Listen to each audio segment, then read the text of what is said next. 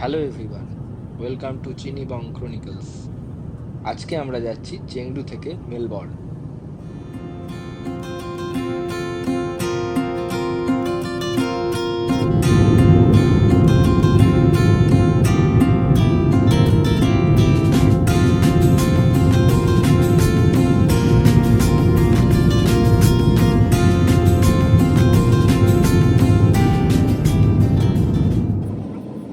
আমরা সিচুয়ান এয়ারলাইন্সের ফ্লাইট ধরে রাত 1টার সময় চেংদু থেকে উঠে পরের দিন দুপুর 2টো নাগাদ নেমেছিলাম মেলবর্ন এয়ারপোর্টে। প্রথমবারের জন্য অস্ট্রেলিয়ার মাটি থেকে সে এক অসাধারণ অনুভূতি হলো। চারিদিক যেন গল্ফ কোর্সের মতো লাগছে, সবুজ আর সবুজ। এক অসাধারণ অভিজ্ঞতা।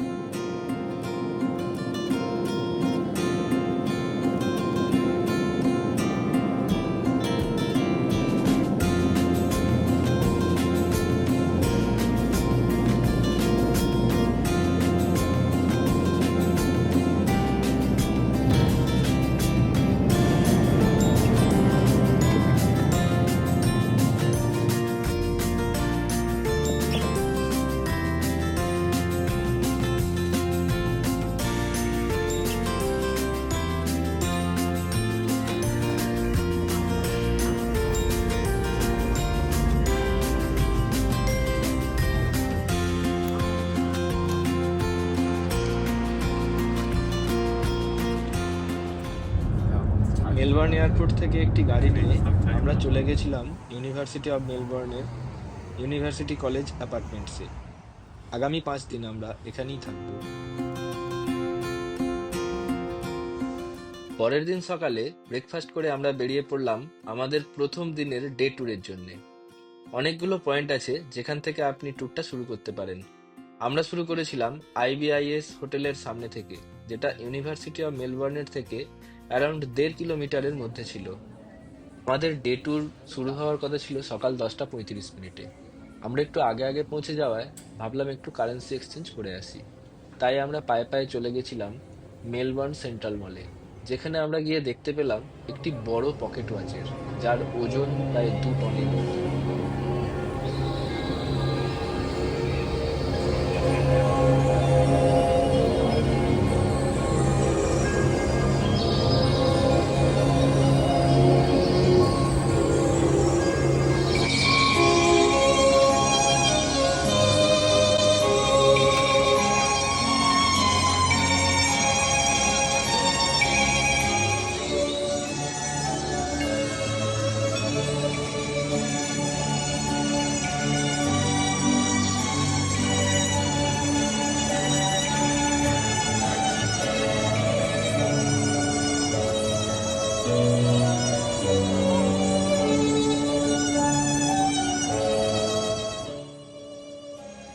প্রতি ঘন্টায় জিঙ্গেলের সাথে সাথে পেছনের কম্পার্টমেন্টটা নাবে এবং ওঠে, যা সত্যি সারপ্রাইজিং।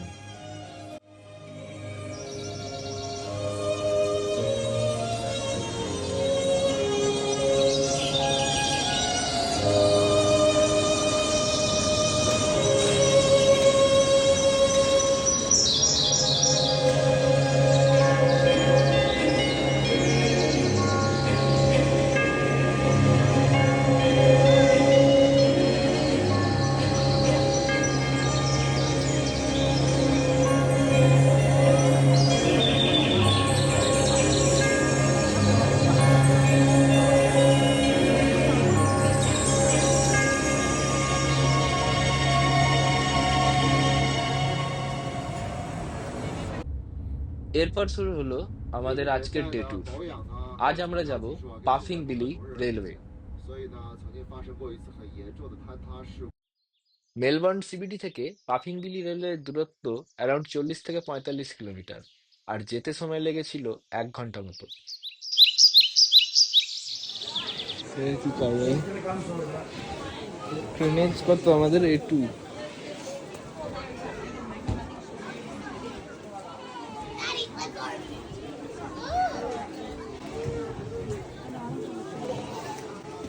টুয়েলভ 25-এ ডিপার্ট ছিল।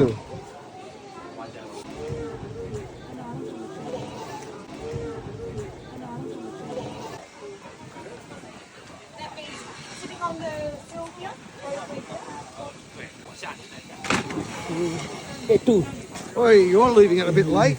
Sorry. Yes, we're trying to leave.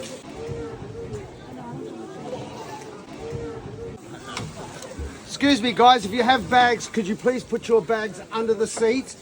Bags under the seat.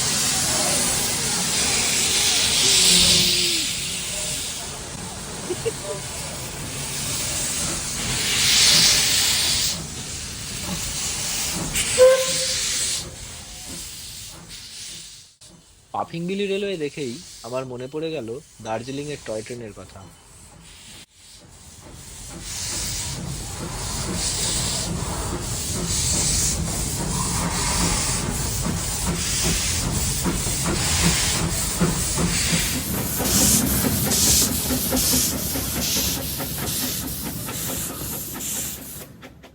এই পাফিংবিলি রেলওয়ে শুরু হয়েছিল 1900 খ্রিস্টাব্দে।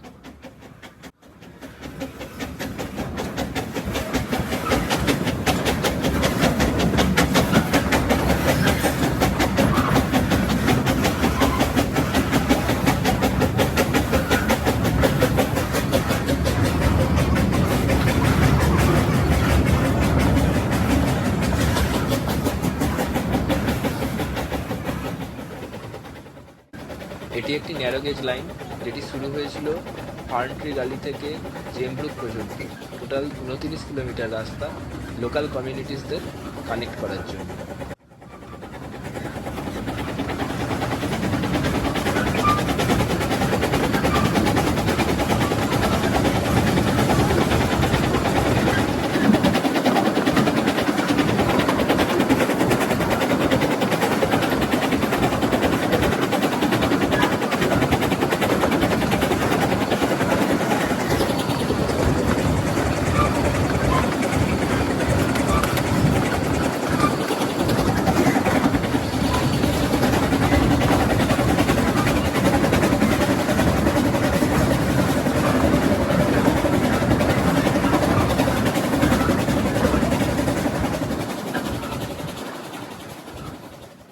এটা জিনিসপত্র নিয়ে যাওয়ার জন্য তৈরি হলেও আশপাশের প্রাকৃতিক সৌন্দর্য এতটাই যে টুরিস্টরা প্রচুর আকর্ষিত হয় এই রেলওয়ের প্রতি, এবং একসময় এমন দাঁড়ায় যে মালবাহী গ্যারেজেতেও মানুষ বইতে বাধ্য হয় পাফিংবিলি রেলওয়ে। কিন্তু এর সত্ত্বেও প্রচুর লসের সম্মুখীন হয়ে একসময় বন্ধ হওয়ার সামনে এসে দাঁড়ায় এই রেলওয়ে, এবং 1953 সালে একটি ল্যান্ডস্লাইডে এই রেলওয়ে লাইন চাপা পড়ে যাওয়ায় পুরোপুরি বন্ধ হয়ে যায় পাফিংবিলি রেলওয়ে।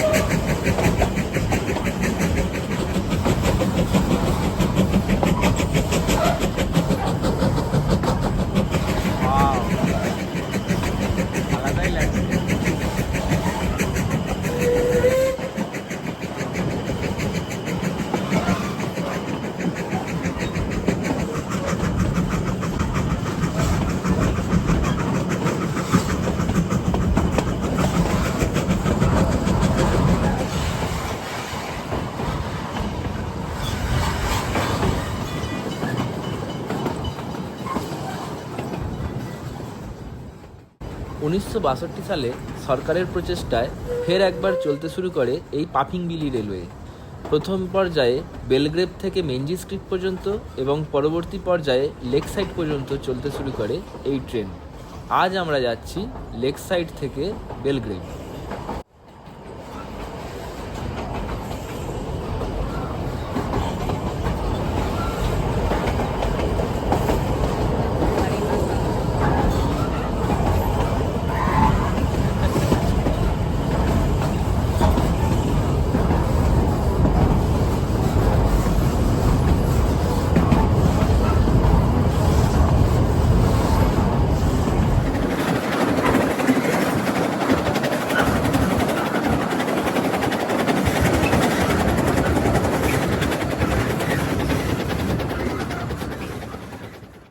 আজকে আমরা যে কোচগুলোয় বসে আছি এই কোচগুলো বানানো হয়েছিল 1919 থেকে 20 খ্রিস্টাব্দে, মানে আজ থেকে প্রায় 100 বছর আগে বানানো কোচ এগুলো।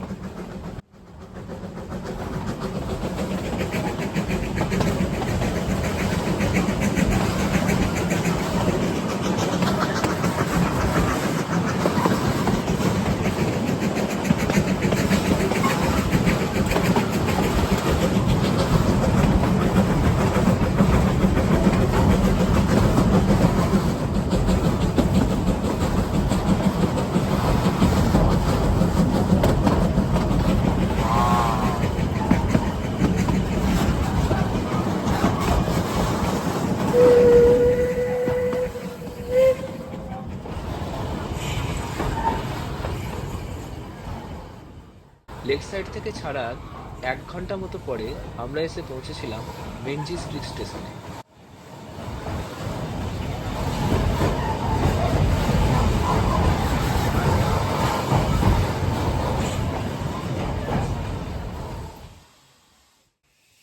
এখানে একটি ক্রসিং হওয়ার পরে প্রায় আধ ঘন্টা মতো দাঁড়িয়ে ট্রেনটি ফের ছেড়ে দিয়েছিল বেলগ্রেভের উদ্দেশ্যে। লেক সাইড থেকে বেলগ্রেভের মাঝে এটিই একমাত্র স্টপেজ।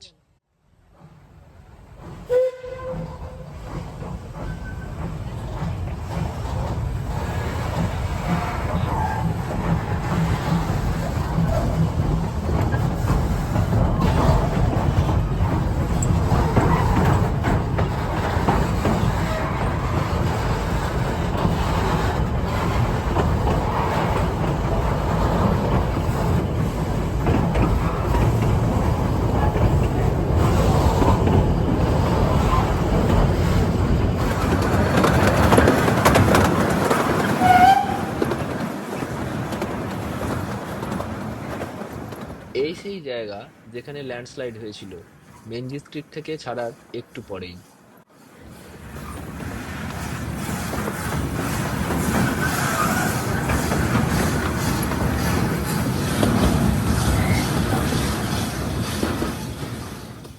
এরপর প্রাকৃতিক সৌন্দর্য উপভোগ করতে করতে আমরা এগিয়ে চললাম ট্রেসলে ব্রিজের দিকে।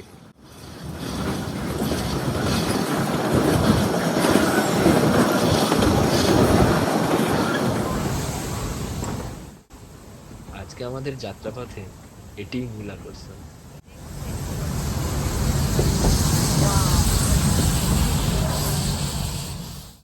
এই রেল ব্রিজটি তৈরি হয়েছিল 1899 খ্রিস্টাব্দে, আজ থেকে প্রায় 126 বছর আগে। এর দৈর্ঘ্য প্রায় 300 ফুট এবং উচ্চতা 42 ফুট।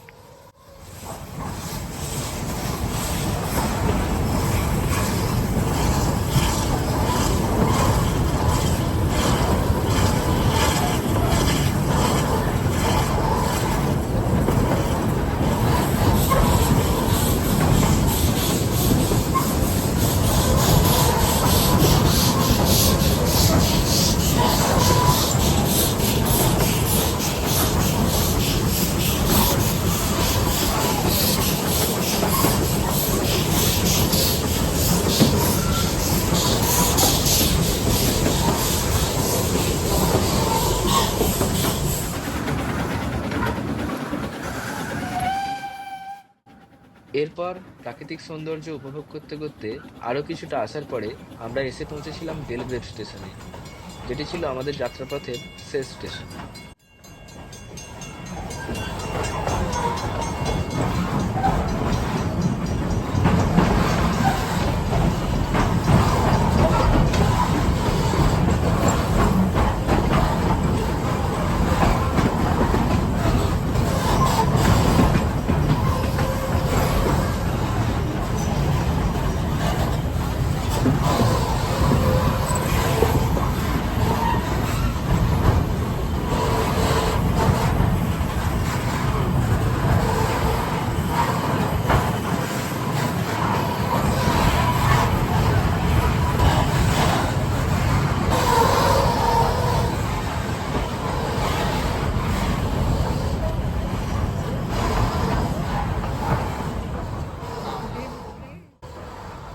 অসাধারণ প্রাকৃতিক সৌন্দর্যে পরিবেষ্টিত প্রায় 2 ঘন্টার এই ট্রেন জার্নিটি শেষ করার পরে আমরা এগিয়ে চললাম আমাদের পরবর্তী গন্তব্য মারু কোয়ালার দিকে, কোয়ালা আর কাঙ্গারুদের বলে, যা নিয়ে আমাদের পরবর্তী পর্ব।